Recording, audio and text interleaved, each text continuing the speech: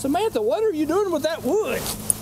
I just chopped all of this wood for the culinary cooking workshop at Fort Boonesborough. Whew, I'm exhausted.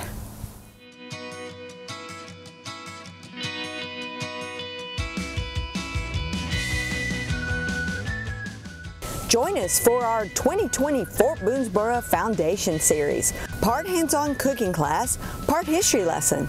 A limited number of guests will participate in the preparation of a multi-course 1700s dinner.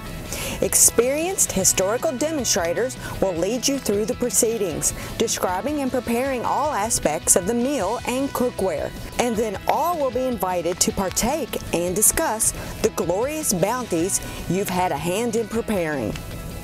Hosting the event will be Michael Dragoo and Emily Burns. Michael is a contributor to the video series called 18th Century Cooking with J. Townsend and Sons. This Fort Boonesborough Colonial Culinary Workshop will bring your history to life. A history you can repeat and share with family and friends for generations to come.